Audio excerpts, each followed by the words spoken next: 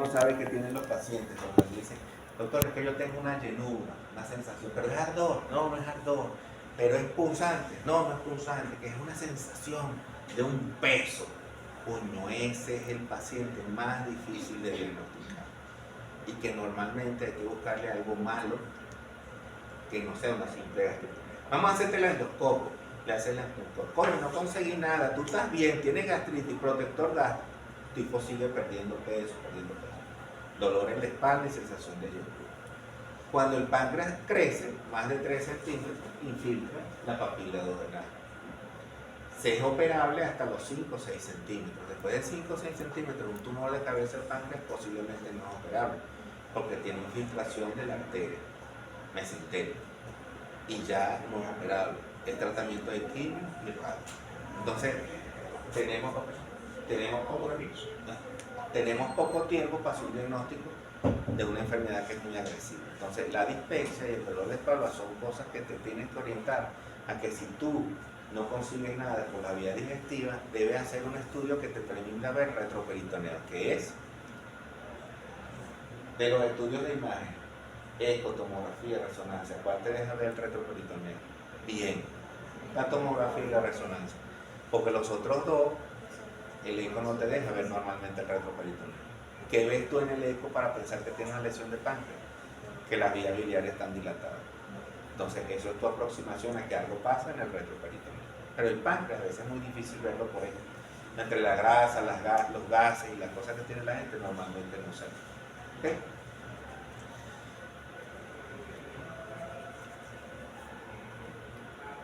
Pregunta. ¿Los riñones duelen? Sí. ¿Por qué? Cálculos, infecciones urinarias, pielonefritis, todo eso tiene clínica, ¿no? Ya lo veo. Diarrea, ¿qué es diarrea? Facilito. Aumento de la frecuencia o disminución de la consistencia. ¿Cómo lo clasifican? Acuosa, disentérica, estetorrea. Acuosa normalmente son virales. Disentérica por gérmenes, parásitos o bacterias. ¿Cuáles son?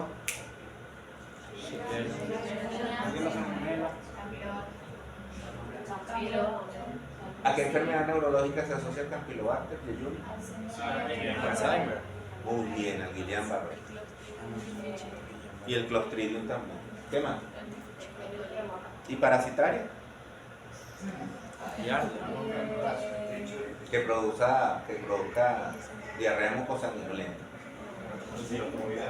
La más común. Giardiasis. No, la más común. Amibiasis, muy bien. ¿Ok? Giardiasis. Giardiasis no tanto porque la giardiasis es más en intestino delgado.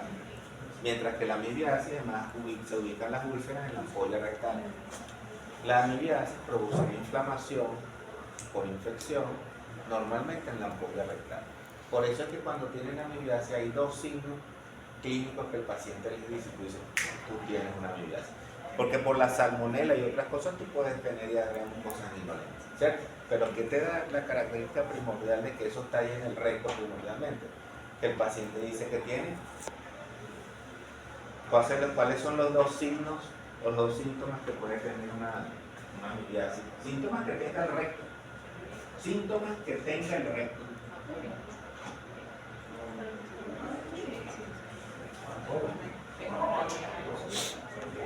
Síntomas que tiene el recto. Tenemos, muy bien, muy bien. ¿Qué tenemos?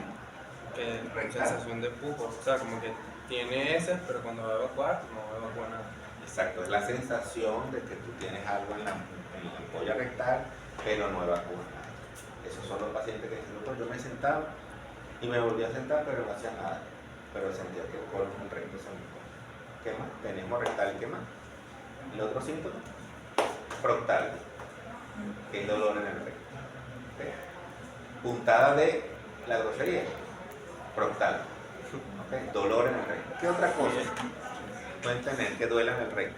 La hemorroides trombosadas, pero duele más hacia afuera. Las hemorroides trombosanas son normalmente las externas, las internas son las que sangran normalmente. ¿Okay? Estreñimiento. Ahí tienen la clasificación de Bristol, es como clasifican en las historias.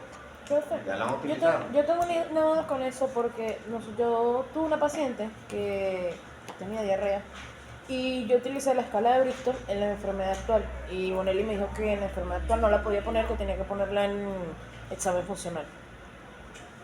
O sea, la profe Bonelli nos dijo que para usar una escala de Bristol es para el hábito evacuatorio normal. Tú, si tienes diarrea, pones diarrea cómica en la enfermedad actual, porque eso es algo momentáneo. El Bristol se usa para su hábito evacuatorio normal. O sea, de 6 meses. ¿Cómo le gusta a usted? Como lo dijo él. O sea, tú lo vas a decir por el examen, yo te diría que... Yo le digo que a mí no me gusta lo de los medicamentos en la enfermedad actual. Operativo. ¿Cuándo le das importancia a una diarrea? Cuando pasa más de 7 días. Pasa más de 7 días. O sea, si tú tienes 7 días con diarrea, normalmente debes consultar al médico. Las diarreas que duran 3 a 5 días normalmente son virales, se autolimitan.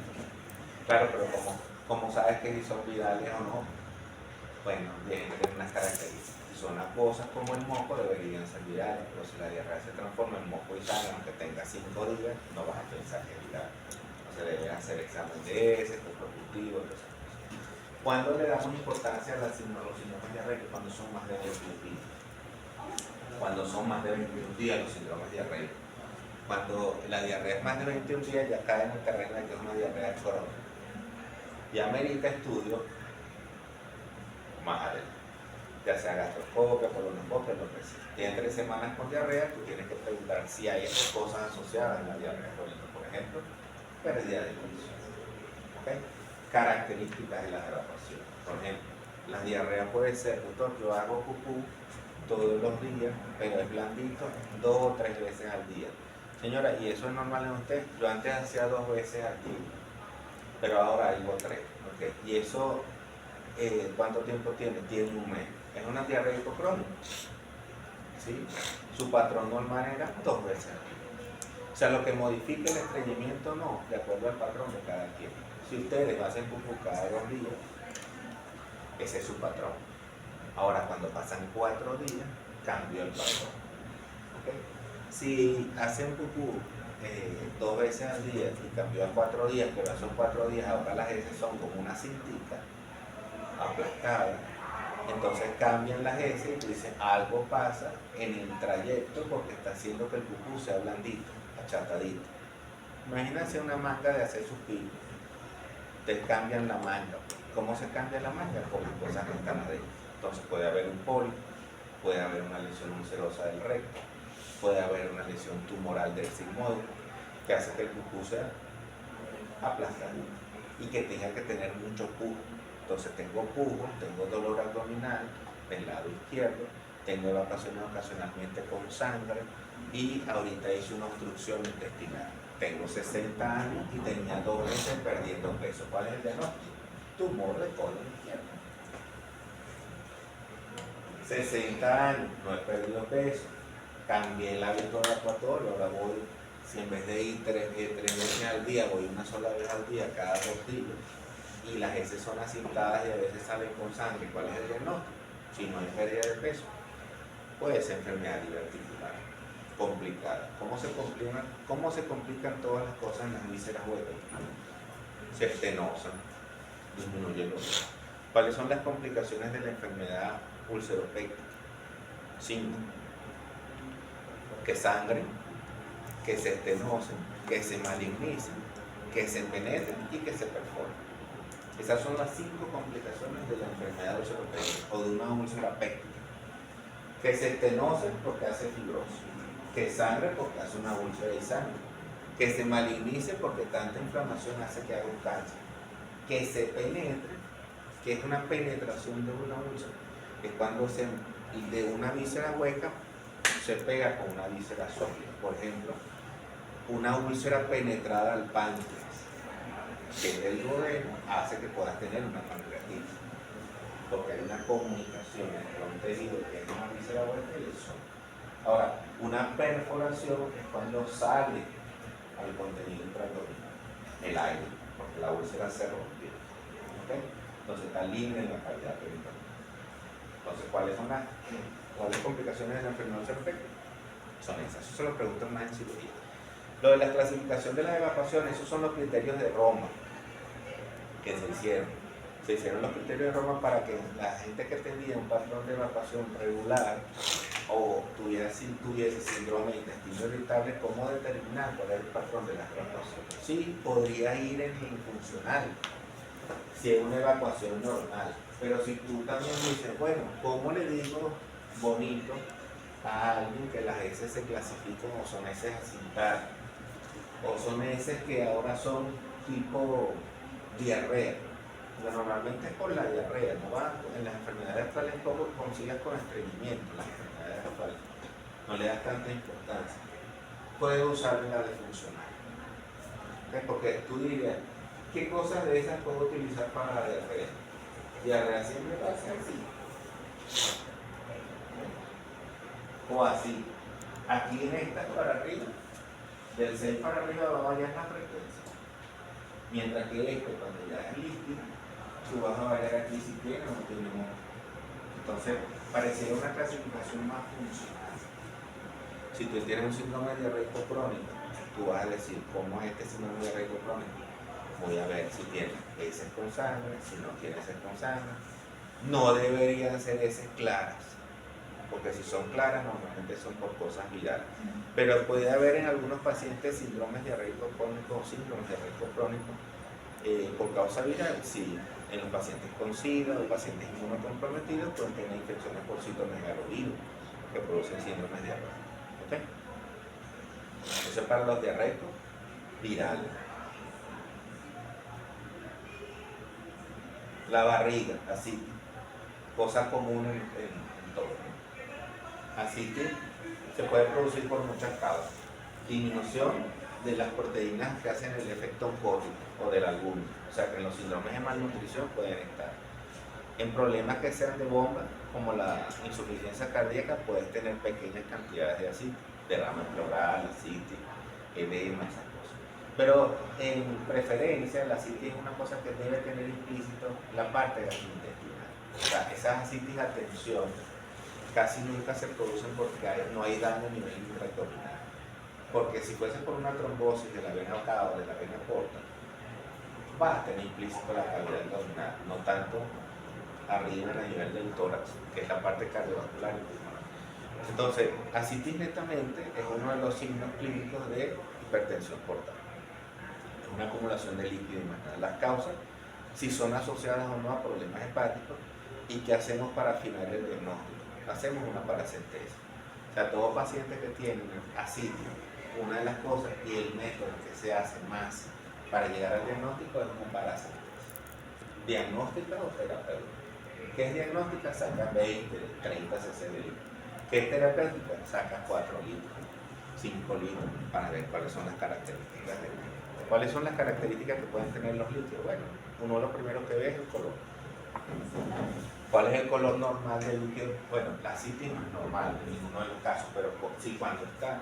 ¿Cuál es el color que tú supones que es el líquido peritoneal? Es como que si fuera orina. Es como miel diluida. ¿Okay? Es un color ámbar tendiente a estar amarillo. Cuando cambia, puede cambiar por varias cosas. Una, por sangre, que se llama ascitis hemorrágica, y ese diagnóstico se hace a la cabecera del paciente. ¿Cómo sé yo que fue que le saqué el líquido que está hemorrágico o que le dio un vaso sanguíneo? Si tú le das manipulas el líquido y no se coagula. Si no se coagula, eso es una ascitis hemorrágica y puede ser por enfermedades primordialmente neoplásicas.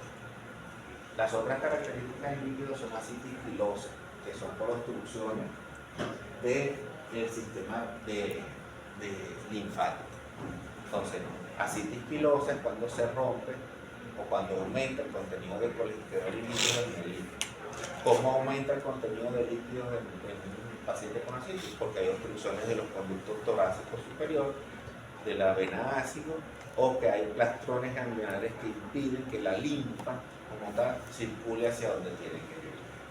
Entonces, la primera causa son normalmente lesiones pancreáticas. Puede ser que el páncreas tenga un tumor y pero otras causas son los linfomas. Entonces, esos líquidos blanquecinos. Hay otro que se llama una característica del líquido ascítico que se llama opalescente. que es como el color. ¿Ustedes hicieron la primera comunión, verdad? ¿Les daban un librito o fue en la escuela? Hay un librito que tiene unos rezos ahí, que tiene un broche, que lo venden con la vela y el escapular. Bueno, es así, opalescente, es color nacarado. Y eso se ve, los líquidos que son de ese color normalmente se asocian a tuberculosis. ¿Okay? Entonces tú puedes tener una tuberculosis peritoneal cuando es así, normalmente. ¿Okay? Porque es una tuberculosis diseminada. ¿Para qué sirve el líquido peritoneal?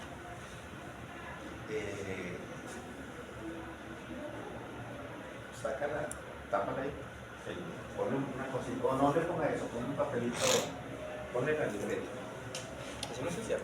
Sí, pero como que se calienta más. No lo sé, no. Que se calienta.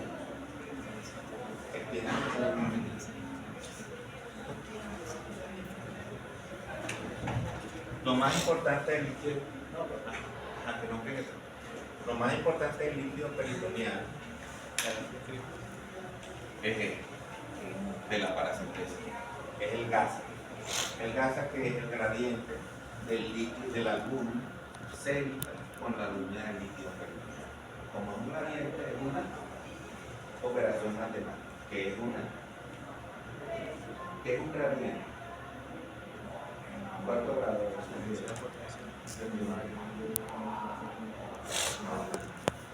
Si yo digo que algo es un gradiente, ¿qué operación matemática implica? De las 4 bases,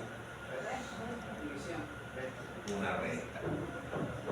Cuando les digan hay un gradiente de presión, es recta. ¿Okay? Entonces un gradiente. ¿El gradiente qué es? Albúmina del líquido menos la albúmina cero.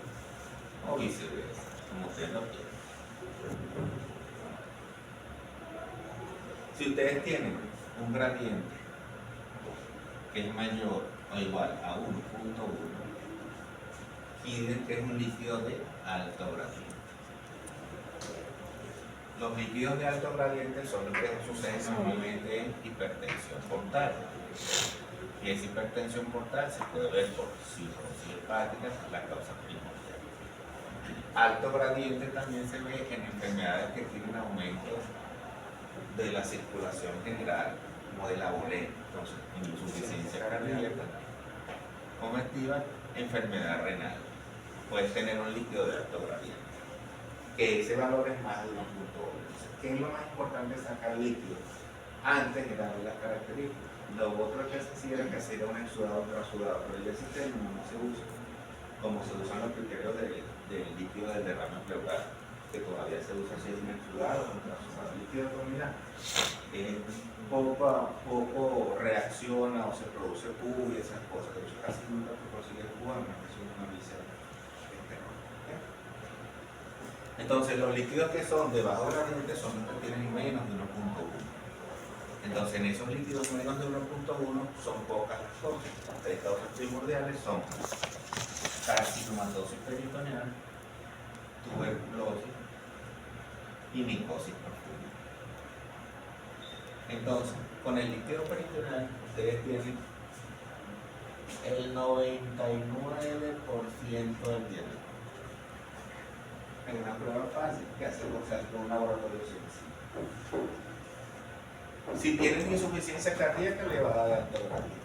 ¿Cuáles otras características van a tener? Van a tener la clínica de insuficiencia cardíaca, hiperventilación tubular, alteración del pulso venoso, crepitantes dinasales, derrame pleural. Y ecográficamente hablando, van a ver que tienen dilatación de las venas suprahepáticas, que son las que van hacia el corazón. Porque el corazón está insufrido. Entonces, cuando le pregunten, ¿qué es lo primero que le vas a hacer un líquido con ascitis a un paciente con ascitis? Un eco. Muy bien. Segundo, para saber de dónde es. Ahora, si están en el ambulatorio, allá, ¿cómo es que se llama la broma donde van? El rural. ¿No? No. Tú dijiste algo. El rural. En el rural. Pero ¿cómo es que se llama donde van con los indios? Que dan puros catiritos, dicen por ahí. Maniapule. Por ahí, con la vaina esa que van ustedes. Y tienen un paciente que tiene así, un indio que tiene así, tiene fiebre, tiene síndrome de malnutrición. ¿Le hacen una paracentesis de entrada? No. Le hacen un eco, ¿verdad? Es lo mejor. O si consiguen un hígado cirrótico, ya tienen el diagnóstico. Y si hace una punción, seguramente en un pulmón, en un sitio rural, vas a infectar ese líquido, casi seguro. Entonces habría que referirle a otro sello. Pero ya estás en ese otro sello y llega ese indio con un eco que dice hígado normal, vaso normal y tiene así. ¿Cuál es una causa de ese problema? Parasitosis. Puede ser. ¿Cuál primordialmente? Ascaridiasis, no. Esa produce más obstrucción que tiene que produzca así. Bueno, pueden tener que ver varias variantes, ¿no? Si tiene albúmina baja y esas cosas que ellos digan que es un síndrome de malnutrición y con comer se le va a quitar la cita. Pero tiene atención, le sacas líquido, le haces la paracentesis y mide si es de alto gradiente o de bajo gradiente. Si te sale que es de bajo gradiente, tiene una carcinomatosis peritoneal. ¿Qué sería lo más probable que tenga un indio malnutrido? O una persona malnutrida. Una tuberculosis. Muy bien. Te verán si tiene ganglio, si no tiene ganglio. Bueno, te lo digo porque van a estar por allá. Y cuando van, seguramente va un docente con un eco, ¿no?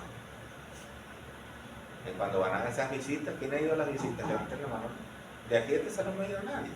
A esas cosas que van para allá, para Amazonas. Ninguno ha ido. Nosotros íbamos casi todos los del otro grupo. ¿Ustedes no? ¿Por qué no? ¿Están? ¿Eso es en cuarto año? No, tercero. Hacen la paracentesis, usted le demuestra al docente que va que si tienes un laboratorio mínimo, te puedes ubicar la causa con 99% de efectividad. O sea, tú puedes tener perfectamente con el líquido. Si el líquido de alto gradiente, la vaina se volvió. Es comenzar a pensar si es hipertensión portal, pero tendrías que tener esplenomegalia y otras cosas. U otras cosas que produzcan mucho líquido. Esta es la circulación general. Vamos al otro concepto básico de esto que es icteris. ¿Qué es icteris? Sin velar. ¿Cuál es mucosa? ¿Cuáles son las mucosas que buscan cuando tienen que ver la icteris? Son 5. 5. ¿Cuál es la más específica para hiperbilirubinemia? Por allá. La conjuntiva.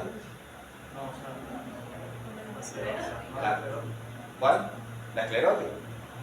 Esa es la diagnostica el barrendero de la entrada del hospital. La amarillo, tiene ictericia. No, ¿cuál es la más fina?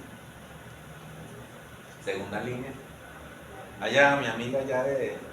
No, le puedo preguntar. ¿La cuál? ¿Buscar cuál? La implantación de la médula. ¿Cómo se llama eso?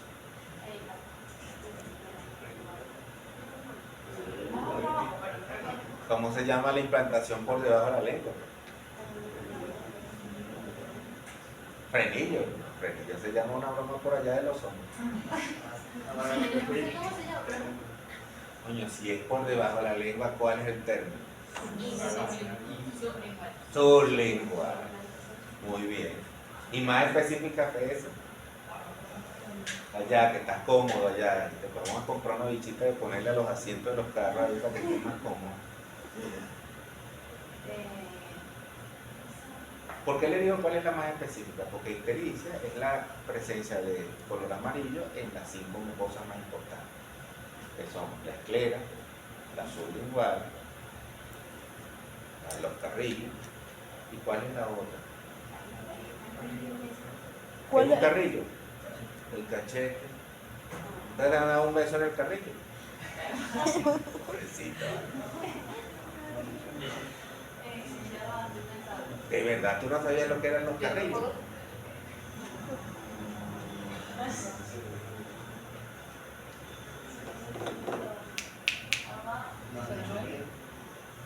La piel. Y mucosa, pero yo estoy preguntando de las mucosas. Mucosas.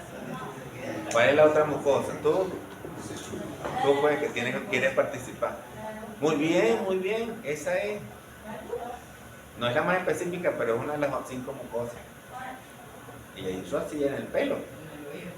En el oído hay una mucosa, porque está la membrana timpánica que se pone amarilla, pero esa no es. Esa ya cuando tiene 3.5 para adelante. La más específica es la que si yo la consigo, ese paciente va a hacer ictericia crónica. Visible. ¿Cuál es? La sublingual es una, pero la más específica es la de vamos, faltan por aquí. La mucosa nasal. No, la nasal no. Ya, el último recurso. La mucosa de transición en el paladar. Claro, entre el paladar duro y el paladar blanco. Cuando esa mucosa está amarilla, el paciente debe tener 1.5, que excede un poco 1.6, el valor normal de la bilirrubina.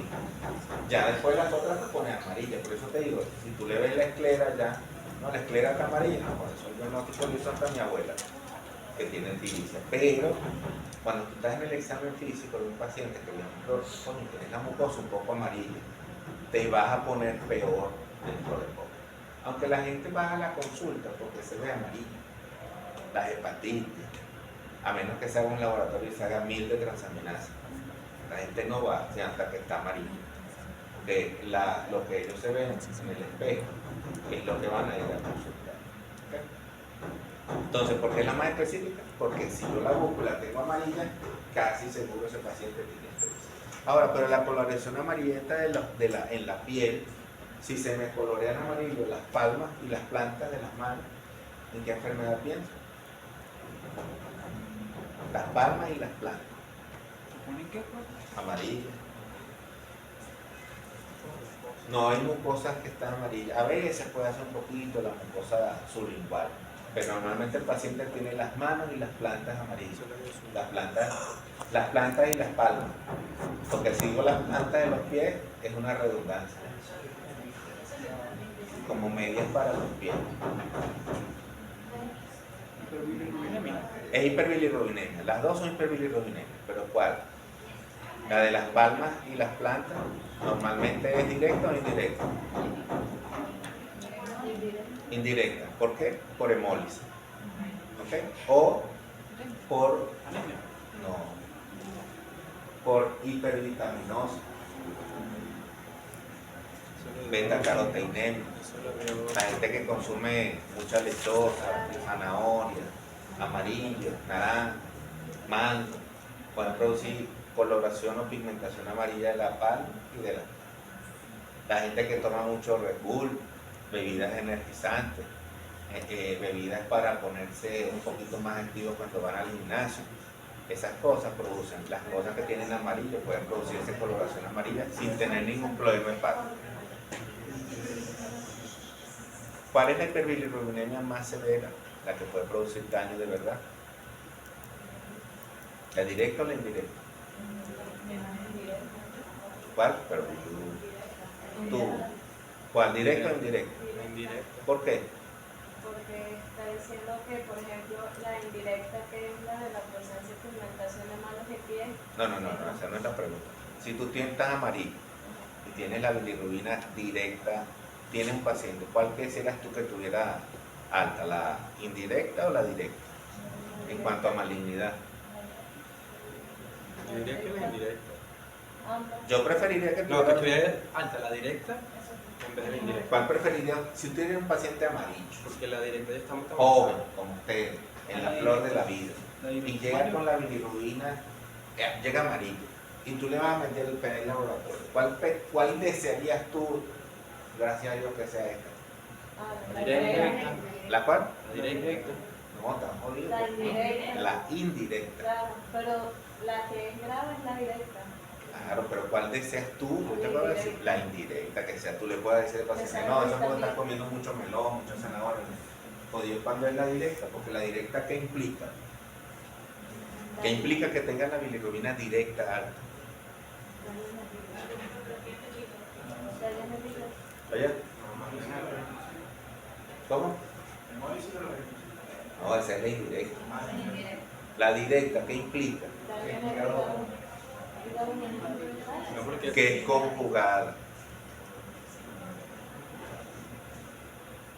¿De dónde viene la bilirrubina, muchachos? Ya va. Voy a escoger a uno de cada línea. ¿De dónde viene la bilirrubina? Ya. ¿De dónde viene la bilirrubina? Ya. Allá.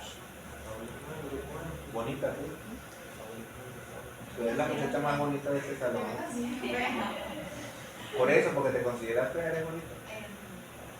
Y te pones roja. Ya va, déjame lograr que te pongas morada. Ya va.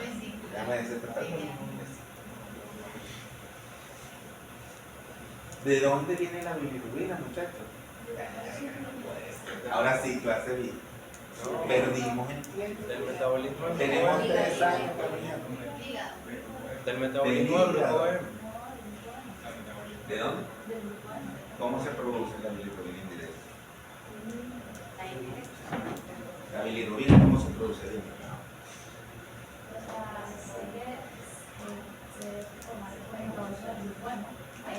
¿Qué es el grupo M?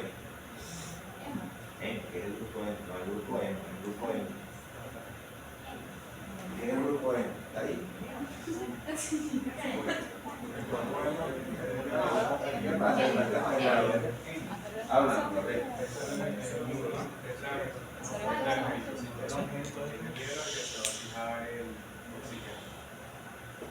Tú sabes que en estos días,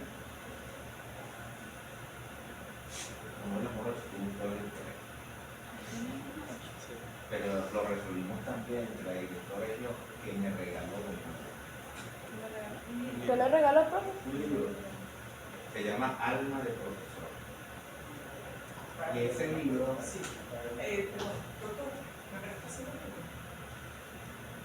estaba en la inspiración.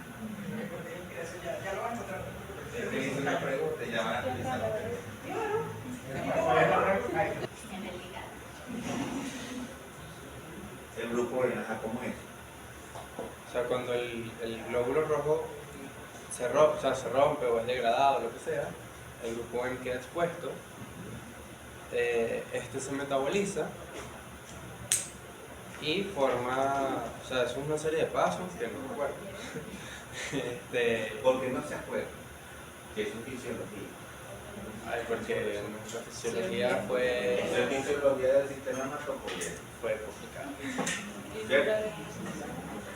Se rompe el glóbulo rojo porque cumple 120 días y pasa por los Por el vaso. pasa por el vaso. Se llega a la médula roja y después a la blanca, o a la blanca y después a la roja. ¿Se acuerdan de eso? Médula roja, médula blanca y colegía. Sí. Acuérdense que ustedes en las ciencias básicas en un CPU que se va cargando. Y usted en la vida va a ir comenzando y agarrando su mente, va a ir agarrando esas carpetas. Y a medida que vaya agarrando esas carpetas, va a ir gestionando su inteligencia. Que así las carpetas no están ahí, nunca guardaron esa información, tienen que repasarla otra vez. La bilirrubina no se produce en el hígado, en el hígado se produce la bilirrubina conjugada. La bilirrubina indirecta se genera por ruptura y por regeneración del grupo E y se genera bilirrubina indirecta de esa ruptura del glóbulo rojo.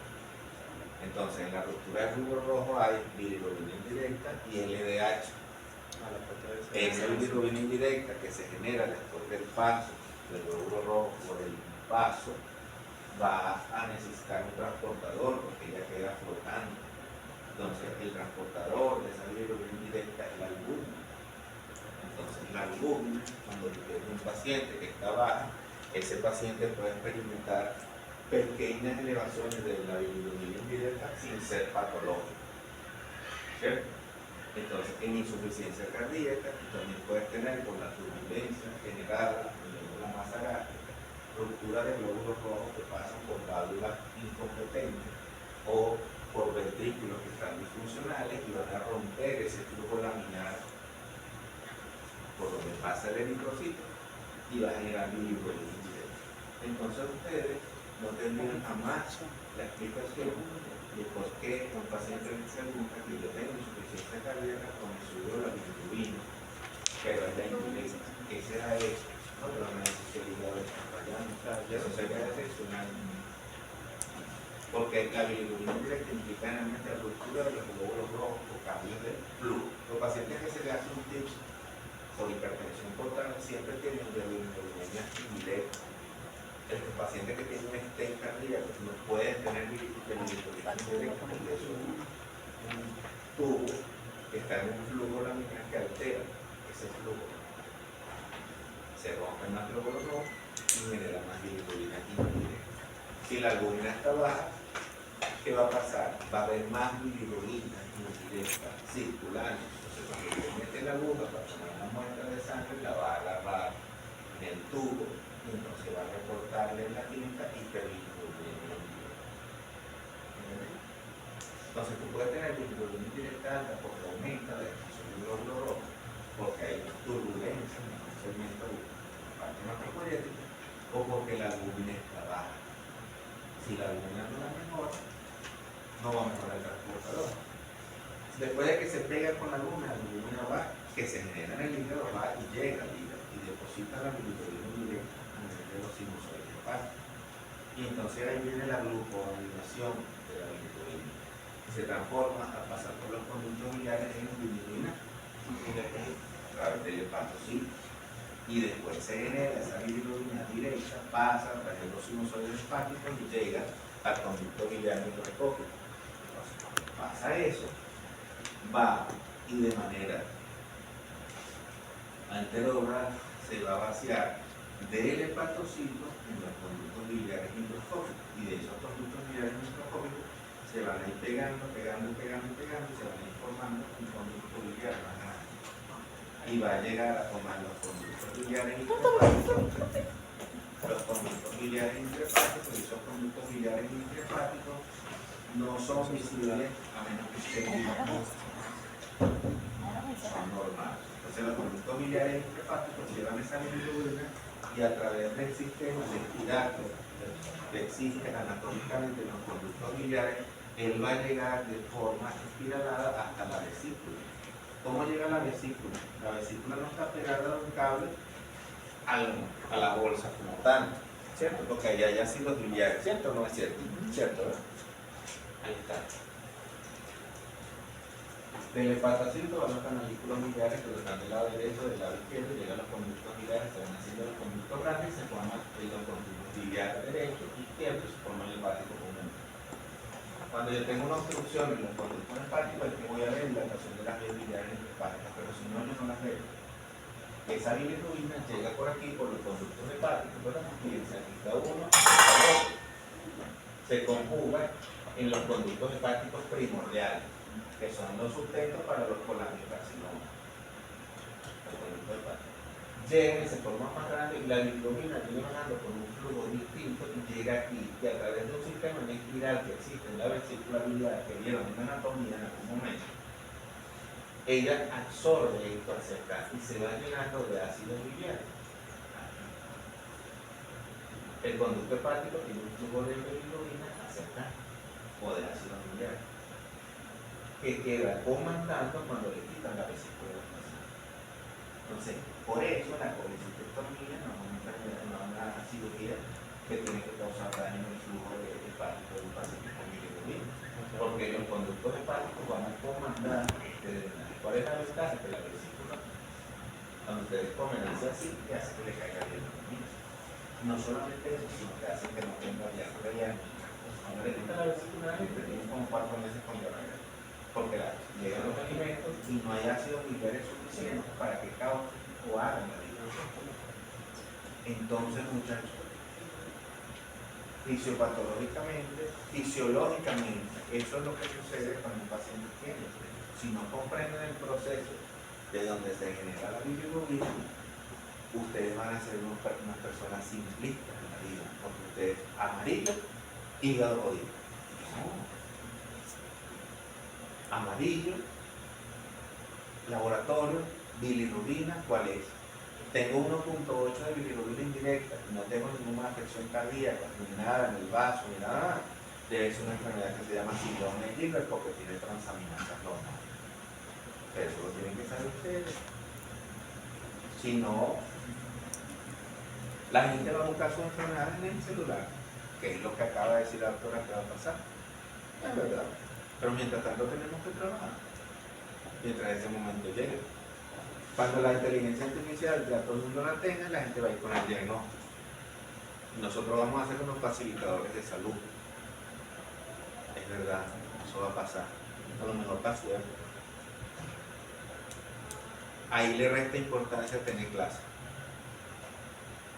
Yo siempre digo que el gran problema de la tecnología, que los hace a ustedes muy diferentes como médicos, a todos los que reciben clase.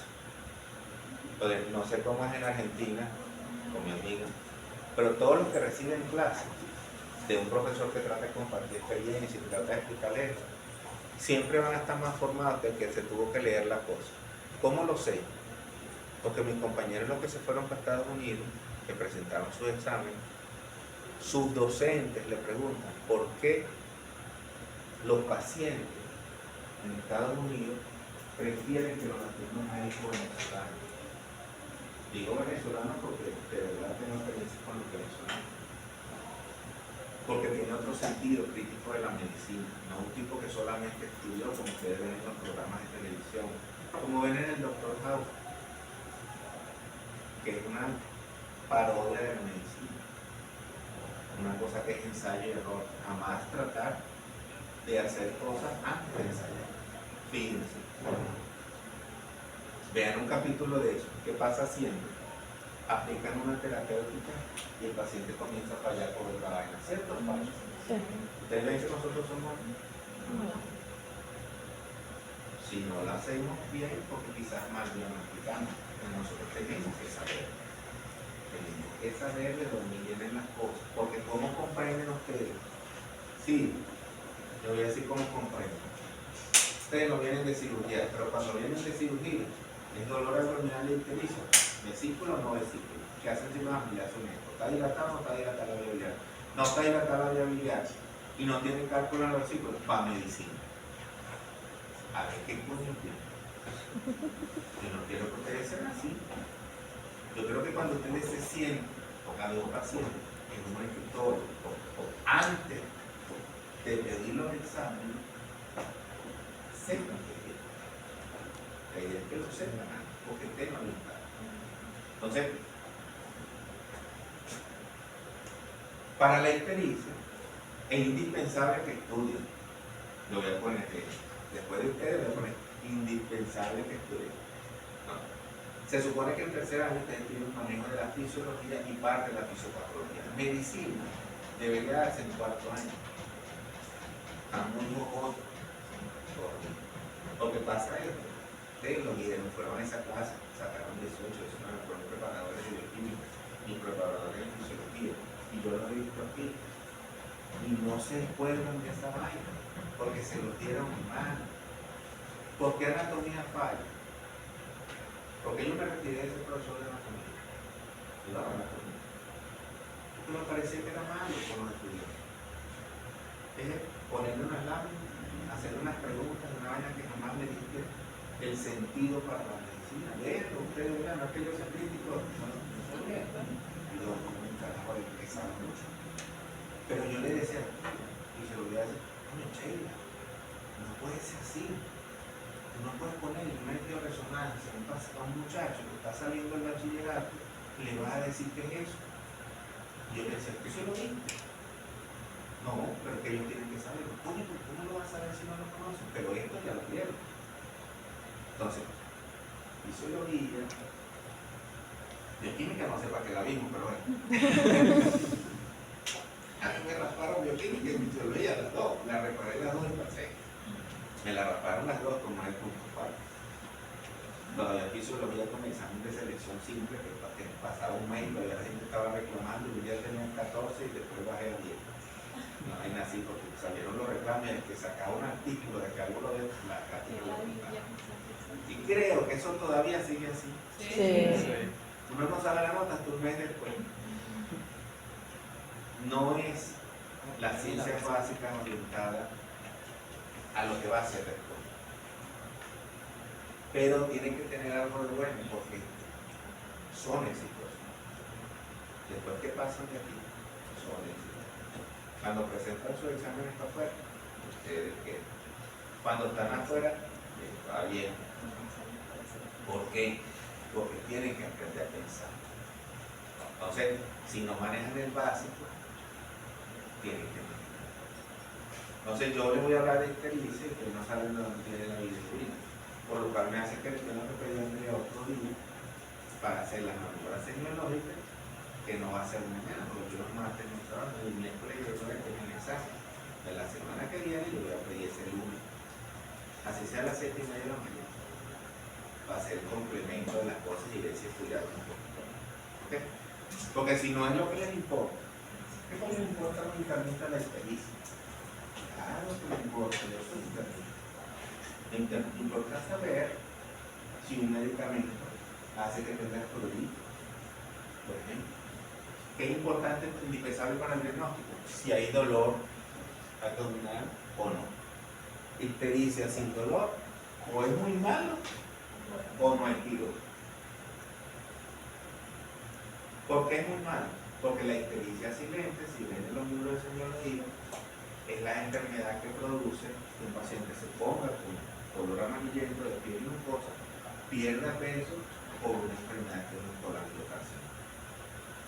¿Por qué no se produce dolor? Porque mientras no se afecte una víscera o el no va a haber dolor. Entonces, si tú tienes una obstrucción biliar que se produce en el conducto hepático izquierdo, ¿qué te va a doler ahí? Pasa el tiempo, te pusiste amarillo y no te duele. O que consigas que la obstrucción es el conducto hepático común. ¿Cuándo se presenta el dolor? Cuando es después, cuando es en el colegio. Porque en el coledoco puede ser que sea una enfermedad propia del coledoco, maligna, con pérdida de peso y todo, que se llama colangiocarcinoma, o una enfermedad crónica no maligna, que se llama colangiopatía. Patía, enfermedad, y colangio, enfermedad de las vías biliares. Es una colangiopatía. ¿Qué tipo de colangiopatía se puede conseguir uno que no sean malignas? Las autoinmunes, que son muy de moda. Colangiopatía autoinmune asociada a monoglobulina G4. Anoten eso. Colangiopatía autoinmune asociada a monoglobulina G4. Bueno, te voy a regalar una libreta. La próxima pasantía compra 24 libretas. 30 por mi madre que se lo le quedó la billete. Tome, y le voy a dar un lápiz. Sí, porque uno tiene que ir a comprar la paciente. Si ya ustedes no entienden, nadie, ustedes tienen amigos que están en cuarto año, y nunca le preguntaron cómo son las clases de los profesores. ¿Ustedes lo preguntan? Colangiopatía autoinmune asociada a inmunoglobulina G. ¿Por qué es importante y por qué se los digo? Porque a mí me gusta que ustedes pasen la pasantía de aquí en medicina interna y les dé clase a alguien legal. Y esa cosa como una enfermedad nueva, igual como lo es del intestino, del SIBO, que por lo menos les nombren que es el SIBO, no lo sé. Resulta ser que las colangiopatías autoinmunes son con diagnósticos más nuevos en la hepatología. Son aquellos pacientes que tenían cuando vayan a leer, pseudotumores pancreáticos. Eran aquellos pacientes que tenían clínica de un tumor en páncreas, pero que no daba malignidad en la biopsia. Entonces se buscó cuál era la posibilidad de diagnosticar eso. Y resulta ser que la colangiopatía asociada a monoglobulina G4 produce una enfermedad que ocasiona crecimiento a nivel de la cabeza pancreática y semeja un tumor, pero no es tumor. ¿Qué hacían los cirujanos? Le quitaban el páncreas a la gente, pero el paciente vivía 20, 30 años y eso es imposible. Que tú operes una lesión de 5 centímetros del páncreas y que con el resto del páncreas que te quede, tú vivas 20 o 25 años, si sospechas que es un tumor. Entonces vino el ultrasonido endoscópico, que llega con un endoscopio, toma la biopsia del páncreas, tiene adenocarcinoma del páncreas. Pero entonces hay otro que llega y biopsia y dice colangiopatía, porque no viene un tumor, pero se comporta como un tumor. Entonces, ¿por qué eso? Porque eso genera una cosa que se llama ictericia obstructiva. Calixto dice que no es obstructiva y la obstructiva. La obstructiva es con predominio de la directa, porque viene después de la conjugación en nivel de paz. Entonces, ¿cuáles son las causas de ictericia obstructiva? Que haya un cálculo aquí, que tenga un tumor aquí, que tenga un tumor en la papila, que tenga un tumor en endodena que impida el vaciamiento. ¿Cómo se hace el diagnóstico? Buen día, doctor. ¿Cómo le va? ¿Bien usted? ¿Cómo se hace el diagnóstico de esto? El paciente tiene ictericia, colurio. ¿Por qué se produce la colurio? Los pacientes que tienen ictericia obstructiva.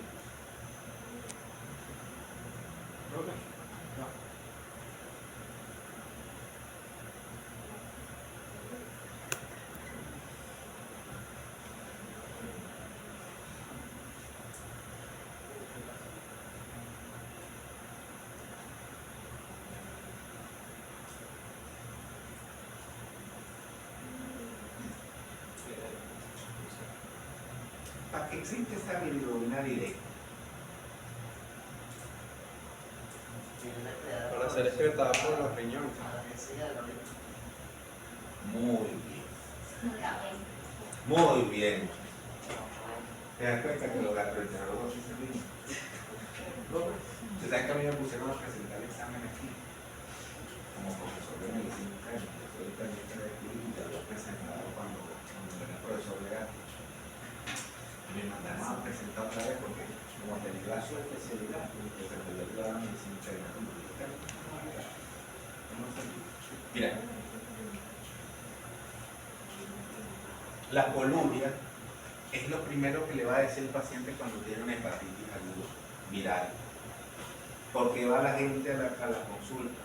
Oye, doctor, me paré en la mañana y oriné y vino oscuro, cacao, y no está amarillo. La coluria y el prurito son uno de los primeros síntomas que ocurren en un paciente que tiene un problema o obstructivo o de lo que se llama colestático de las correas hepáticas. Entonces se produce porque, como bien dijo él, cuando la bilirrubina cae en el intestino delgado, le da el color marrón a las heces. Si la bilirrubina no cae en el intestino delgado, las heces son claras y son llenas de grasa porque la grasa no se absorbe. Y entonces cuando eso sucede se produce el fenómeno de la esteatorrea, que es una diarrea con grandes cantidades de grasa. O se generan las heces color plateado, que son heces platinadas que flotan en la poseta. Ustedes eso sí es importante que se lo pregunten a los pacientes. Cuando usted hace pupú, ¿de qué color hace? Es marroncito, doctor. Ok, pero a veces el pupú es blanco. Ok, ¿y qué pasa cuando el pupú se va hacia el fondo de la poseta o se queda flotando? No, profesor, se queda flotando. Quiere decir que esas heces no tienen bilirrubina, no tienen coloración y también tienen bastante grasa. Quiere decir que el problema está aquí. La esteatorrea es casi patognomónico de enfermedades pancreáticas, pero la esteatorrea se puede producir con cualquier obstrucción de la vía biliar, que va, como les dije, desde la papila, el conducto colédoco y hasta el conducto de Papa. ¿Okay? Entonces, ¿qué le da el dolor? Por ejemplo, tengo dolor, tengo ictericia, tengo fiebre, eso se llama, es una tríada que se produce con la fiebre. Me pregunta que si las heces no son platinadas, pero Son claras, quizás del color normal, pero flotan. tienen mayor contenido de grasa. O estás comiendo más grasa, o los ácidos biliares tuyos no son suficientes para que la grasa se absorba. O tienes algún medicamento, un problema de absorción intestinal. Profesor, ¿qué era que mencionó estas cosas? Entonces, fiebre, ictericia y dolor abdominal. Pero está la fiebre, el dolor y la ictericia, sin dolor abdominal, pero se llama ictericia silente, que es la que es más maligna. Ictericia silente y pérdida de peso está haciendo un problema maligno en la realidad. Pero vamos a ir a lo común. Yo llego y comienzo a orinar oscuro, como Nestlé, como Coca-Cola, porque puedes orinar más oscuro si estás deshidratado, si estás tomando algunas vitaminas, pero que orine color té, color Coca-Cola, que habla que está colorando la bilirrubina, se está orinando prácticamente, porque no llega a la circulación intestinal. Como eso pasa, se produce acumulación de la bilirrubina, los hepatocitos se llenan, y entonces comienza comienza a circular bilirrubina por el torrente sanguíneo normal. ¿Y a dónde va eso? Por la arteria renal al riñón, y el riñón le llega a eso y que lo filtra de la manera posible con eso bien agudo. Entonces, el paciente que tiene una hepatitis aguda, hepatitis o hiperbilirubinemia aguda, va a tener heces claras y columna. El dolor o no es importante para el diagnóstico. ¿Por qué? ¿Por qué es importante? Si yo tengo un paciente que tiene sé que tiene cálculo en la vesícula, o no es que tiene cálculo, no sé nada, pero comienza, se trata de pacientes de 40 años, femeninos, que presenta dolor en el hipocondrio derecho, que es donde está la vesícula, irradiada en la parte baja de la espalda, y 3 días después comienza a presentar coluria, atolia, prurito, y él te dice, ¿qué pasó ahí? Un cálculo que estaba en la vesícula, posiblemente migró y obstruyó la vía biliar principal. Eso se llama síndrome histérico-obstructivo. Usted tiene la historia del dolor. Distinto a un paciente que diga paciente que no tiene dolor, que se puso amarillo, con prurito, atolia. Y esa migración de cálculos también puede producir pancreatitis. Si migra el cálculo y es muy pequeño y se mete aquí en el conducto pancreático o obstruye a nivel de la papila, él se inflama y puede producir pancreatitis. Entonces, ¿cuál es la primera causa de pancreatitis? La pancreatitis biliar, por cálculo, microcálculo. La segunda, pancreatitis alcohólica, porque está acentuada de alcohol. Las otras son causas autoinmunes de pancreatitis. Pero un paciente que normalmente va a estar, que viene con ictericia, pérdida de peso, masa palpable, prurito, coluria, atolia, sexo tal, lo que sea, eso es un diagnóstico de tumor de cabeza. Si es varón y tiene más de 60 años y es diabético, un factor de riesgo primordial para los tumores de cabeza. Es decir, se presenta por ictericia obstructiva. ¿Por qué se produce el prurito? Por la estimulación, porque los ácidos biliares no pueden salir a través de la vía natural. Y los ácidos biliares que hacen irritan las terminaciones nerviosas y la gente se raja. Entonces tengo picazón, como que tuviera una alergia. Si hay pérdida de peso, como le dije, vamos a pensar que es una enfermedad sistémica. Si hay llenura postprandial, vas a pensar que es un problema obstructivo de la cabeza pancreática, porque vas a sentir obstrucción del duodeno y te va a dar esa llenura, esa plenitud. Si tienes epidemiología, tienes que buscar si hay epidemiología para enfermedades de infección. Por ejemplo, ¿qué es lo más común? Infecciones virales. Por ejemplo, a este paciente le hago un eco, le hago las maniobras semilógicas, tiene hepatomegalia, no tiene cálculo en la vesícula por el eco, esas cosas. Se puso amarillo, ¿cuánto tiempo después de comer productos del mar, una comida por ahí, 6 a 8 semanas? Tiene malestar general, debilidad, cansancio, tenía transaminasa, es una hepatitis aguda viral hasta el momento. Lo primero que sí. Pero puede ser también el brote de un problema mayor de una hepatitis autoinmune, que también hace el mismo comportamiento. Pero lo más común es que teniendo una paciente que se fue para Margarita en diciembre y comienza a mediados del mes de febrero con malestar general, astenia, debilidad, fiebre, cansancio, le hace unas pruebas hepáticas, tiene las transaminasas altas y la bilirrubina alta, ¿qué van a pensar? Si no tiene cálculo, hepatitis viral. ¿De qué? De todas las porquerías que se comen en la playa. Si no tienes esta epidemiología y aparece y no tiene cálculo en la vesícula y hidratación de vía biliar, tú piensas que son otras cosas. Entonces ahí piensas en cosas más raras. Hepatitis autoinmune, que hace un brote sobre todo en mujeres y mujeres jóvenes. El hombre casi nunca tiene problemas autoinmunes de la vía biliar.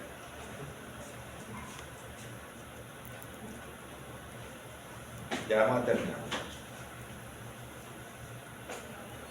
Pregunta. Porque la mayoría de las enfermedades inmunológicas van asociadas al sexo femenino.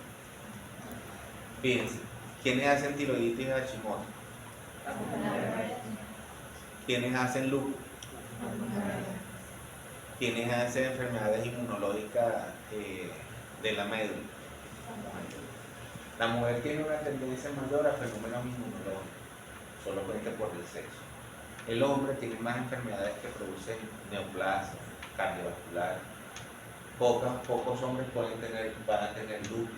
No es que no hay, sí hay, pero la cantidad es menos. Hay enfermedades que se llaman colangiopatías autoinmunes, por ejemplo, que se presentan en los hombres que pueden tener enfermedades en el colon. Por ejemplo, tumores de colon, rectocolitis ulcerosa, colitis ulcerativa, enfermedad de Crohn. Y después se puede ver asociaciones de problemas hepáticos con eso. Sí es frecuente en los hombres. Sería la única, pero la mayoría de los problemas autoinmunes vienen para las mujeres. Las mujeres salieron perdiendo siempre en eso. Bien, sí. Cuando manejan la ictericia, sí, el signo clínico es que se ven amarillos. El prurito, acuérdense, ¿cuáles son los signos de que un paciente tiene colestasis? Colestasis, éstasis del flujo biliar. Colestasis. Y ictericia hepatocelular es cuando hay elevación de las aminotransferadas. Entonces, ¿cómo hace uno el diagnóstico? Llega un paciente, como vamos a poner el mismo paciente que fue a Margarita, que tiene malestar general, debilidad, cansancio, entonces positivo, y dice, bueno, este paciente debe tener una afectación general, está orinando oscuro, le mando a su neco, tiene hepatomegalia, no tiene problemas obstructivos en la vía biliar y le hago las pruebas hepáticas. ¿Cuáles son las pruebas hepáticas que voy a pedir? Anoten eso.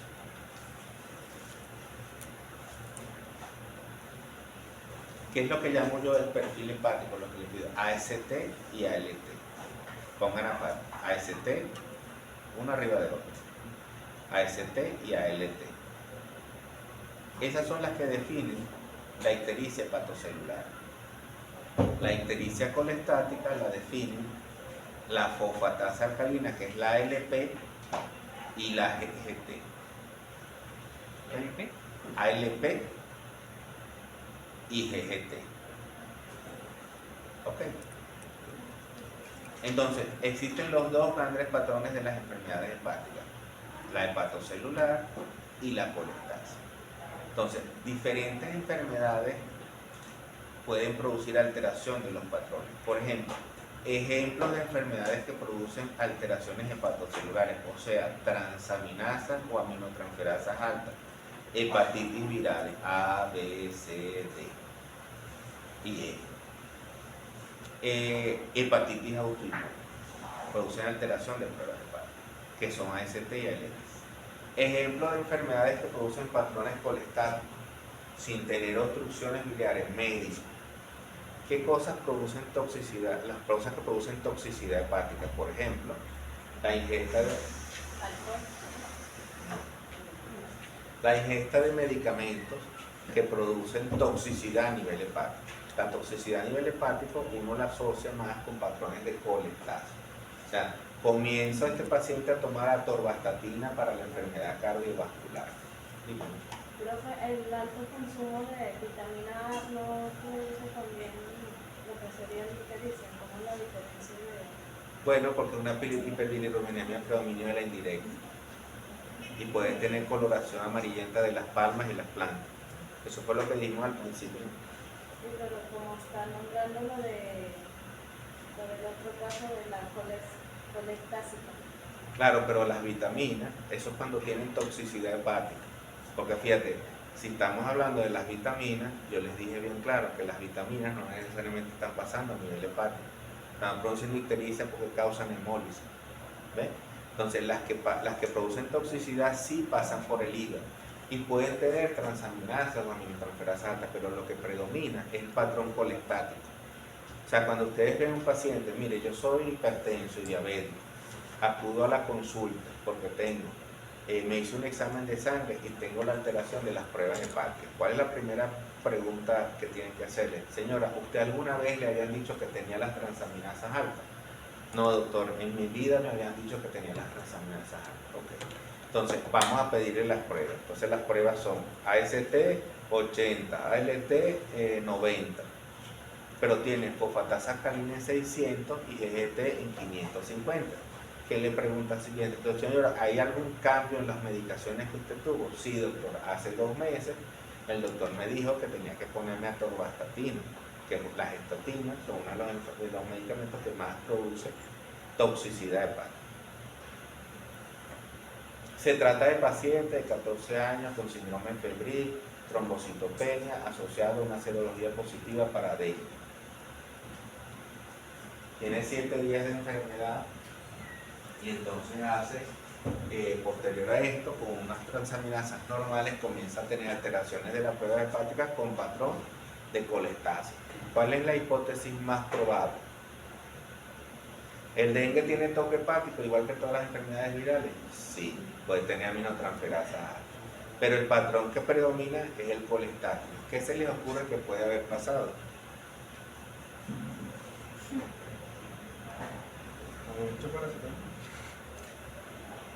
Tomó mucho paracetamol. Muy bien. El paracetamol y el acetaminofén son medicamentos hepatotóxicos. ¿Cuánto se tomó de paracetamol? Doctor, yo me tomé Atamel de 650 miligramos durante 5 a 7 días, me tomaba 4 diarias. Saquen la cuenta, 650 por 4, 2600. Y 2600 por 5,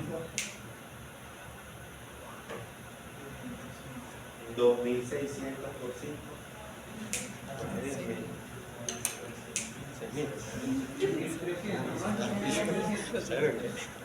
13.000. ¿Por qué ustedes creen que yo saco cuenta rápido? No sé. Pues yo no soy un carajo ricachón como ustedes. Yo trabajé desde los 5 hasta los 15 años en una bodega. En la bodega de mis padres. Cuando tenía como 8 años, mi papá ponía una calculadora en el mostrador, en una bodeguita de mostrador, y nos robaron la calculadora. ¿Y qué dijo mi papá? Maduro Enrique, va a tener que sacar las cuentas a mano. Y cogía un pedacito de cartón de las cajas y sumaba la. Pero después me la limpié y comencé a sumar en las cuentas. Y hoy en día voy a hacer mercado y lo que voy metiendo, voy viendo los precios y yo lo voy sumando. Cuando llego a la caja me puedo esperar por mí, pero lo voy sumando. Eso es bueno para el Alzheimer, pero sin embargo se me olvida la vaina. Entonces, por eso es que saco las cuentas rápido. Entonces usted saca 2600 miligramos, ¿verdad? De acetaminofén, vamos a lo que es medio. 2600 miligramos, me lo tomé por 7 días. ¿Sí? Fueron 13.000 miligramos, son 13 gramos. ¿Cuál es la dosis tóxica de acetaminofén para el cuerpo humano? 7 gramos. ¿Qué tiene eso de importancia médicamente hablando? El acetaminofén. Cuando busquen criterios de insuficiencia hepática del King College, ¿no? Criterios de insuficiencia hepática del King College. Todo te lo está grabando.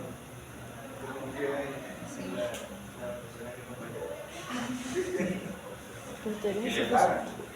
Profe, criterios de suficiencia hepática, cariño. ¿eh? Del King College. King College. O sea, colegio de King como rey. King College. Eso Y yo creo que no lo entendí. Sí. Para que aprendan que no lo van a leer nunca porque son muy jóvenes y no les gusta leer. En Venezuela, nosotros somos benditos primero por la población psicológicamente estable que tenemos. Los venezolanos somos muy estables emocionalmente. En los otros países en el desarrollo, ¿y qué ayuda a que seamos muy estables? Que nosotros tenemos acceso a todo el árbol farmacéutico a menos que te quiera hacer daño. Aquí no había antes restricciones ni para los antibióticos. Este era un país demasiado libre. Entonces, ¿qué pasa en los grandes países? Tú no puedes comprar ibuprofeno sin receta. Tú no puedes comprar tramador sin receta. Sabes, puedes comprar el tramador que tú quieras y el antibiótico que quieras porque se conocen. No, nadie cree que te vas a suicidar. Pero resulta ser que en Londres comenzaron a ver que aquellos pacientes que eran dependientes de la morfina, que les restringieron el uso de la morfina porque se drogaban con eso, o aquellos que usaban heroína, comenzaron a hacer síntomas suicidas. Y entonces comenzaron a suicidarse, aprendieron que si tomaban acetaminofén se suicidaban. Entonces se tomaban entre 7 a 10 gramos de acetaminofén. Entonces los criterios del King College son, de insuficiencia hepática son, lo dividieron con acetaminofén y sin acetaminofén. ¿Lo está buscando? Con acetaminofén y sin acetaminofén para los suicidios. Comenzaron a ver que había más insuficiencia hepática en gente que no quería vivir más, por cualquiera de las razones, o porque el único medicamento accesible a ellos de analgésico era el acetaminofén. Entonces, este muchachito que tiene 16 años, que tiene un dengue, le dieron 13 gramos de acetaminofén, cosa que excede la toxicidad. Entonces, por eso, él puede tener la fosfatasa alcalina y la eritema. Pero como ustedes son unos muchachos inteligentes y también formados en fisiología, ¿por qué un muchachito de 16 años podrá tener la fosfatasa alcalina alta? Naturalmente, sin tomar ningún medicamento. Gabriel, ¿qué se te ocurre? Que usamos los 16 años para llevar la fosfatasa alcalina. ¿Cuál es la? ¿Tienes el menor, el que tiene menor edad aquí? ¿Tienes el más chiquito? ¿Cuántos años tienes tú? 21. No quiero. Pero de hombres. ¿Ah? Hombre o mujer. Yo creo que te hizo que tú dices. ¿Qué? ¿De la edad o de la partida? ¿Cuántos años tienes tú? Sí, siendo también.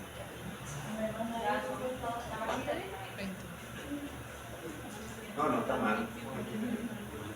Sí, la pandemia. Yo me gradué de 23 años. Tenemos 3 tiempos. Entonces,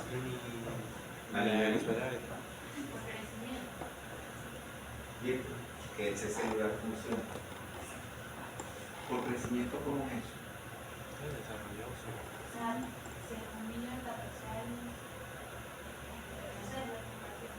Pero ¿por qué llegaste a esa conclusión? Fíjate que ella debe tener su carpeta ahí guardada, la buscó, pero la boca soltó antes de pensar. Ajá, ¿por qué? Tú sabes que eso te pasa a ti. Tú sueltas la lengua antes de pensar lo que estás diciendo. Por eso yo te digo la patrullera escolar. Por eso te digo la patrullera escolar. Bueno, porque una vez le propuse algo Así. y entonces tú soltaste la lengua, pero después te retraíste a la vaina de lo que te estaba diciendo. Pero es por esa razón, por el crecimiento. ¿Por qué? Pero dímelo por qué. No, pero ¿de dónde lo sacaste? Porque de algún lado lo sacaste.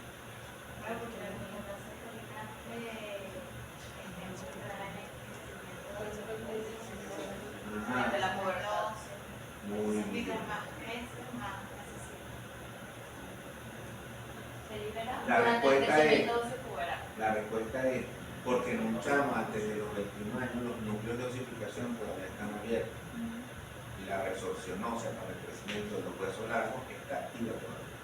Entonces un chamo de hasta los 21 años, ella por ejemplo todavía puede tener la fosfatasa alcalina alta. Te la he hecho, pero te la he hecho.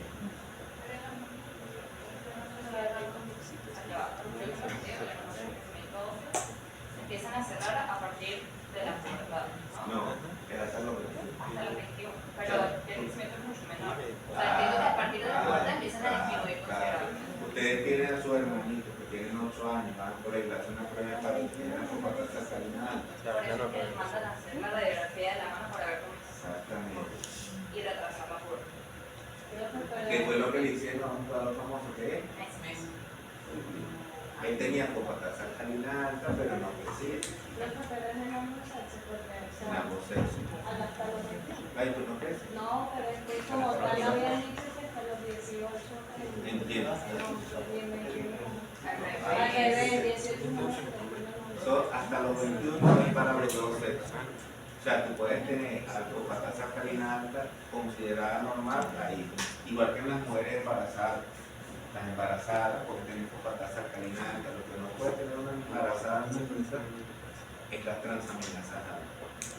que haya llegado con transaminasas normales al embarazo y después de nada, porque hay enfermedades asociadas, por ejemplo, que producen insuficiencia hepática como la preeclampsia o síndrome del hígado graso agudo en el embarazo, que producen insuficiencia hepática y no hay efecto. Entonces, en los controles prenatales, cuando vayan sus mujeres allá a controlarse en el ambulatorio, le piden un perfil hepático. Si tienen la apopatasa terminal, es que la placenta tiene buena implantación. Si tienen las transaminasas altas, antes del segundo trimestre del embarazo, tienen que ponerle alerta porque eso puede producir envejecimiento placentario temprano y el chamo va a ser insuficiencia hepática. Produce una patología mortal para el niño y para la mujer con una mortalidad en uso postparto de más del 80%, que es el hígado graso agudo del embarazo, por cosas que son generadas por la misma preeclampsia que va a tener el niño. Entonces, las pruebas hepáticas son el aviso de muchas cosas, son cosas que son nominales. Los hombres y las mujeres tienen diferencias en los valores de aminotransferasa. Por ejemplo, si tiene una aminotransferasa que debe estar como entre 17 y 18. Pero a lo mejor, ¿cuál? Las transaminasas entran hasta 40.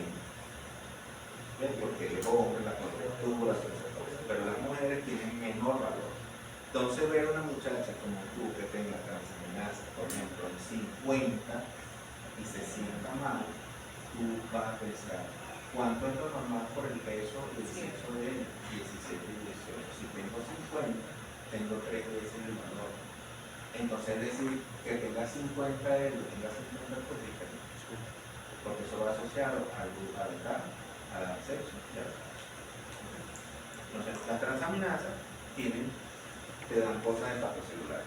Y la apopatasa y la gente son patrones de colestaje. Las otras cosas que producen colestaje, en este caso, son los síndromes digestivos, como el páncreas, litiasis vesicular, litiasis coledociana, infecciones respiratorias como la tuberculosis, puede producir apopatasa alcalina alta. O sea, hay una variedad de cosas que tienen. Solo van a leer en un libro que les dije que se llama La clínica y el laboratorio. Profe, AST ya le dijo que era Hepatocelular. ¿Y qué dice hepatocelular? Ajá. O sea, cuando las transaminasas son, por ejemplo, tengo 1500 y 2000 de transaminasas, el patrón es hepatocelular. Entonces, una ictericia hepatocelular, y ese diagnóstico sugiere que es una hepatitis aguda, porque elevó las transaminasas. Mientras que cuando el patrón que predomina son las fosfatasas y las GT, es una colestasia. Entonces debes buscar toxicidad, problemas obstructivos. Por ejemplo, en los tumores de cabeza de páncreas, los pacientes que tienen obstrucciones biliares, las aminotransferasas están en 100, 150, 200, pero la fosfatasa está en 1000, 1200, la GT está alta y la bilirrubina por supuesto está alta. Si fuese, por ejemplo, por un acceso hepático, lo que predomina son las transaminasas, porque el acceso está directamente en el hepatocito y ahí produce más elevación de la prueba. Dolor abdominal del lado derecho, fiebre de más de 3 semanas de evolución y antecedente de un síndrome diarreico con disentería, es escopeta pum, que eso es un. Es escopeta pum, que eso es un. Yo tengo 3 semanas antes, tuve diarrea mucosanguinolenta. Y después vengo con 3 semanas con fiebre, pérdida de peso y dolor abdominal del lado derecho. ¿Cuál es el diagnóstico? Puede ser, pero para que sea fiebre tifoidea, ¿cuál es el signo semiológico que voy a conseguir? Bradicardia. ¿Bradicardia cuándo? No bradicardia. ¿Cuál es el signo típico de la infección por salmonella típica? Que produce plenomegalia, pero hay algo que pasa con la fiebre.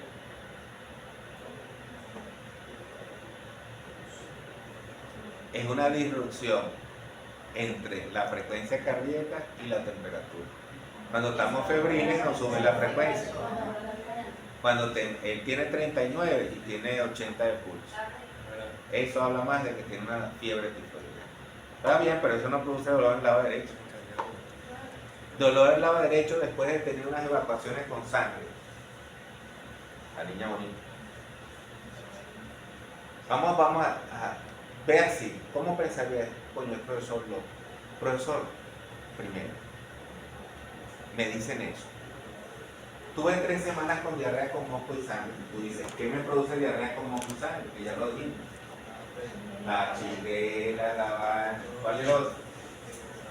El más común. Midiasis. ¿Cuál es la más común que produce disentería? Otra. Otra. Oye, se los dije y dijeron. ¿cuál La es la- midiasis. ¿Cómo? Midiasis. La amiba. Entonces, tengo 3 semanas con diarrea, mucosanguinolento, octubre, y después vengo con fiebre prolongada de más de 3 semanas de pérdida de peso y dolor en el hipocondrio del pecho. ¿Cuál es el diagnóstico? Dime. Tú puedes. Y la diarrea fue por amiba. Tú puedes, tú puedes.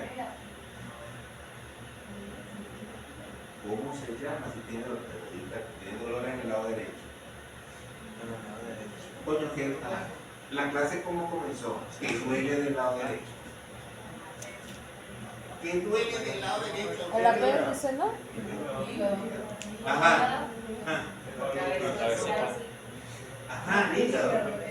¿Cómo se llama? Sí, tiene patomegalia, ¿cómo se llama? Tiene fiebre, estás enfermo, has perdido peso, tuviste una amibiasis. Absceso hepático. Fácil. Nos dimos el hilo. Me mandó uno, me dio un chocolate y me dio un beso. ¿Cuál es el no? Está enamorado de mí. Dígame. ¿Qué duele del lado derecho que te pueda dar fiebre? Ajá, pero en el hígado que te dé fiebre. No es viral porque tuvo una diarrea. Voy por aquí.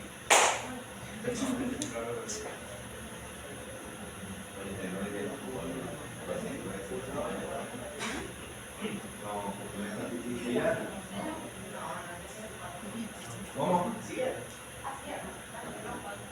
Una lesión ocupante de espacio en el hígado después de una amibiasis. Absceso. ¿Acceso qué? Hepático. ¿Hepático qué? Acceso hepático. Yo te Amibiano.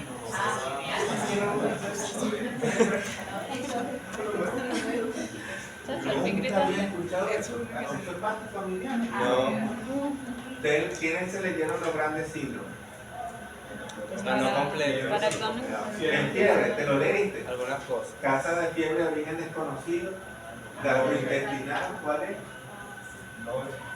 ¿Cuál lore? Acceso hepático amibiano, lo dice mi profesor. Él no tiene cuadro, pero voy a ver lo más arrecho. ¿Y cuál era el acceso hepático más frecuente hace 50 años que daba fiebre de origen desconocido? Cuando Venezuela era un país rural, que daba la ocultación de un signo que se llama Giovanna Boca, signo de Acosta Ortiz. ¿De qué? Acosta Ortiz. Signo de Acosta Ortiz. Ustedes van a salir en sus campos de vida, pero bien. ¿Salieron bien, no? Todo. ¿Cómo les fue el? Bueno, en ese examen no van a hacer lo mismo que hicieron hace 4 días. ¿Salieron bien el de hace 4 días? No salieron. sabemos. Yo no sé ni cómo fue. No. Los que yo a resolver los de aquí. Ah, no dijeron que no podía decir que no.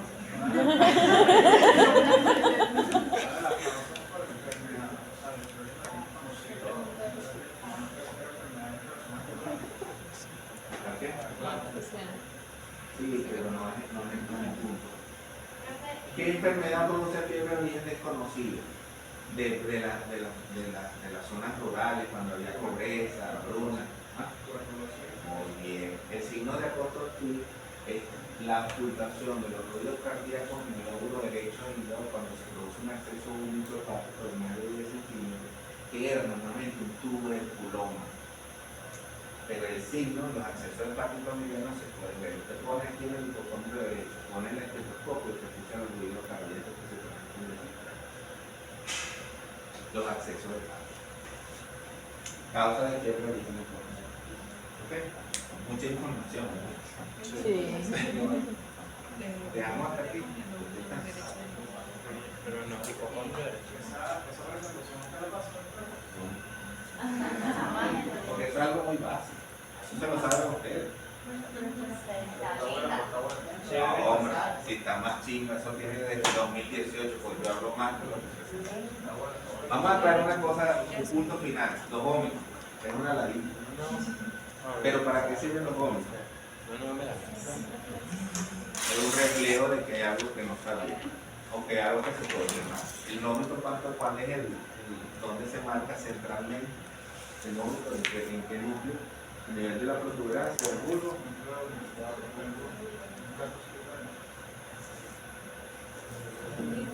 Neuroanatomía. ¿Cuáles son los tres nervios que emergen? Al igual, los dos nervios que emergen aparte del neumogástrico, que es el 10º pan que produce los vómitos. ¿Cuáles son los otros dos nervios que salen de ahí?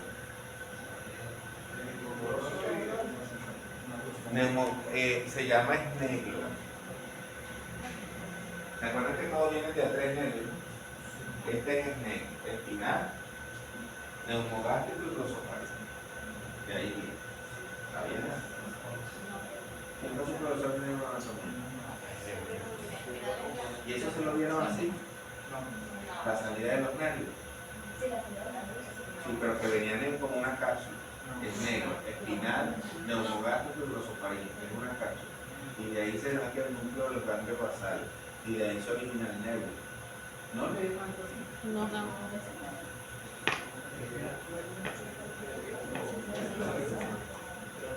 Qué triste. Ok. Viene el neumogástrico. Cuéntame. ¿Arbelo? ¿Tienes arbelo? Nadie, Andrés. Dime, ¿cómo es el trayecto del vago? ¿Cómo viene el vago? Ah, sí, pero está abajo. ¿Pero de dónde viene? Dígame el cuento de arriba. Ah, como es de la barriga para abajo, pero está como los pacientes, que yo lo examiné y todos se acuerdan, porque todo el mundo cree que yo lo que hago es tocar barriga. Yo le digo, señora, no tomo tensión, no tomo nada, ¿qué es eso? Eso es más triste. Pero ahorita te siento más medio. Ahorita te siento más que especialista para que ¿qué tienes? Ahorita tienes calculito en la cara. Porque estoy nervioso para la educación. Pero tienes diarrea. ¿Tienes diarrea? ¿Por qué le pregunto que tiene diarrea y me dice que si yo soy tú? Está nervioso. No, pero ¿por qué si le veo las marcas en la cara? Tiene sudoración también, tiene Pero yo no sé si está sudado. sí, y aquí se ve. Y aquí se ve. Sí, está pálido. Santiago está bien. ¿Saben por Santiago qué? Porque la asociación. Creo que por la ubicación de los bronces se puede asociar a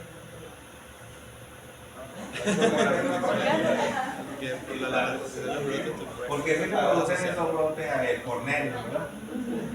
Por el estrés, mismo lo digo. ¿Cierto? Entonces, eso que se produce en él. No. Y si te digo que no lo va a ver. Vean. Con las piernas cruzadas, no. ¿Por qué le digo eso? Esa lesión vascular es una pápula palpable que se produce, porque es palpable. Si tú la tocas, ella tiene, fíjense, vuelve el teorema, tú la tocas, ¿cierto? Se llena, es vascular, ¿no? ¿Qué asociación hay entre la diarrea y esto? Que lo mismo que lo hace en la piel, lo hacen en la microvasculatura del intestino y se producen pequeños fenómenos que se llaman vasculitis. Y cuando hay vasculitis intestinal se inflama el intestino y se produce diarrea. Entonces las personas que tienen la asociación de la piel con imágenes de vasculitis, imágenes de las cuales se les importa puede durar toda la vida. No quiero que pase completamente. No entendí. Mire, ¿por dónde iban? Por vómito. Ya voy a esperar a la niña bonita porque ya.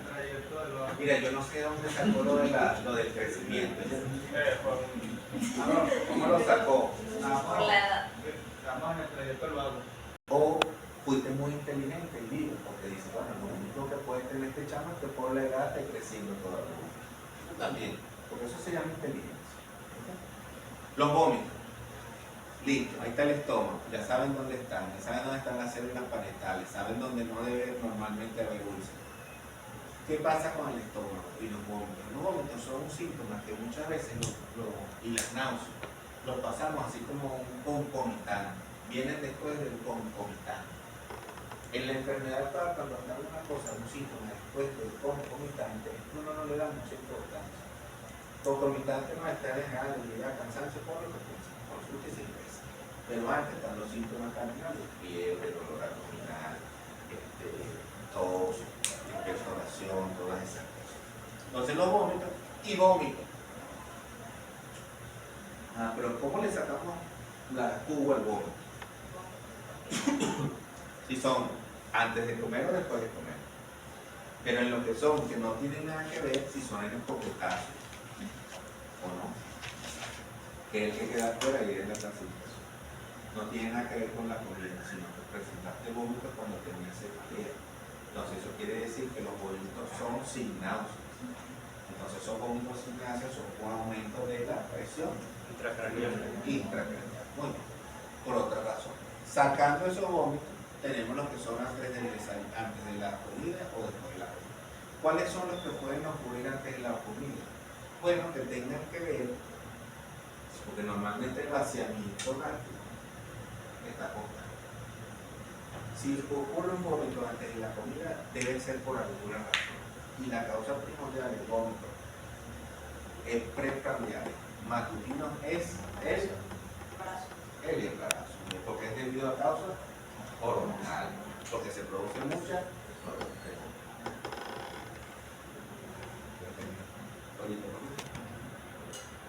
¿Tenés la señora? Que mañana viene el bono. El miedo. Pero no dice que no Tienen que hacer. no, pero el día que venga. ¿Y calzar? No, sí.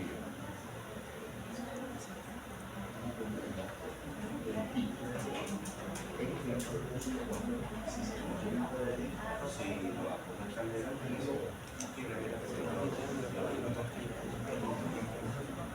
Que creo que el partido habría que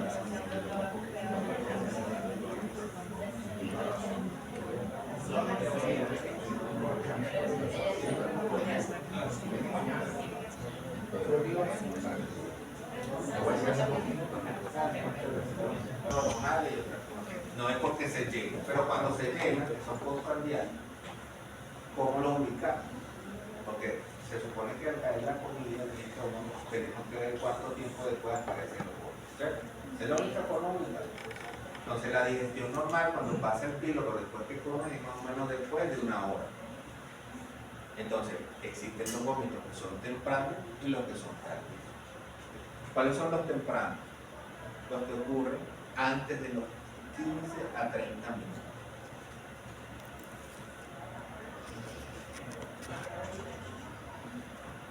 Y los tardíos de los 30 minutos para adelante.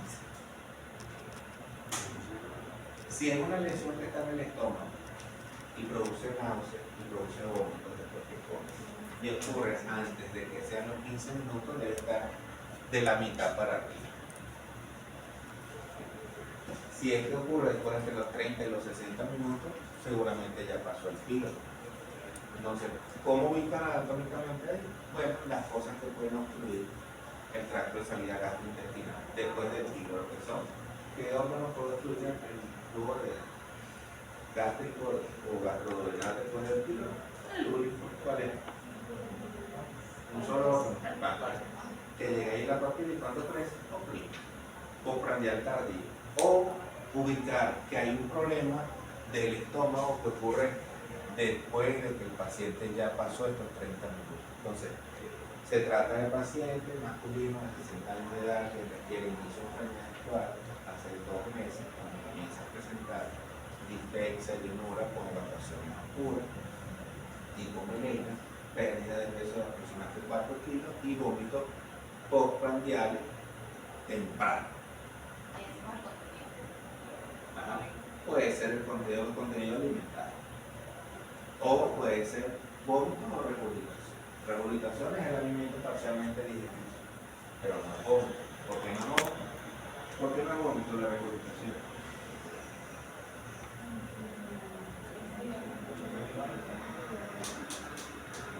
¿Por qué no es vómito la regurgitación? La regurgitación, ¿ah? ¿No tiene? ¿No tiene? No se ha digerido. Sí, pero los dos no se digieren. Regurgitación es como se alimentan los pájaros. Ajá. ¿Qué pasa? El contenido del alimento parcialmente digerido, pero ¿qué tiene el vómito que no tiene la regurgitación? ¿Ah? No. No. No. Los dos pueden ser el mismo contenido porque es alimento parcialmente digerido, pero ¿qué tiene el vómito que no tiene la regurgitación? ¿Es la cantidad? No. No. No. La arcada. La utilización de los músculos intraabdominales, del diafragma. La regurgitación viene sin nada. Esa es la diferencia entre vómito y regurgitación. No necesariamente del movimiento de la contractura abdominal. La náusea te puede dar esa sensación que huele mal o otra cosa. Es un síntoma más que todo. Tengo náusea, o sea que algo no me apetece, que me da asco. Pero la regurgitación no lleva movimiento interabdominal. El vómito sí porque utiliza el diafragma. Entonces, si ese paciente tiene los vómitos postprandiales tempranos, sensación de llenura, ¿dónde está la lesión del estómago? Porque si tiene una masa palpable, anemia, masa palpable, pérdida de peso y melena, debe tener sangre que viene del tracto gastrointestinal superior, antes del ángulo. Okay. Entonces sería en el cuerpo. Ahora, si después de que él come, pasa una hora, ¿verdad? Y es que comienzan los vómitos, pero tiene la misma clínica, tú puedes ubicar que la vaina debe estar por aquí. Incluso cuando son vómitos postprandiales tempranos, que está a veces entre los 15 y los 30 minutos postprandial, y el contenido es muy alimentario, tú puedes pensar que la lesión y tiene disfagia en la unión esofágica. ¿Okay? Entonces la diferencia es como los vómitos tú puedes ubicar. Vómitos postprandiales tardíos ya pasaron el siglo. Y en la obstrucción intestinal, sin tener ningún problema gástrico, se puede tener vómitos postprandiales tardíos. Hay dilatación de las asas delgadas y la obstrucción quizá un poquito más abajo. Vómitos oscuros, a veces se confunde el paciente y dice, yo tengo vómitos oscuros, cuando la gente piensa que tiene más de meses y lo que pasa es que tiene una obstrucción intestinal y el contenido es simple. No siempre tiene que oler a pupú, pero puede ser como el contenido intestinal. ¿Te has visto el contenido intestinal? Y el pupú lo botan por la boca.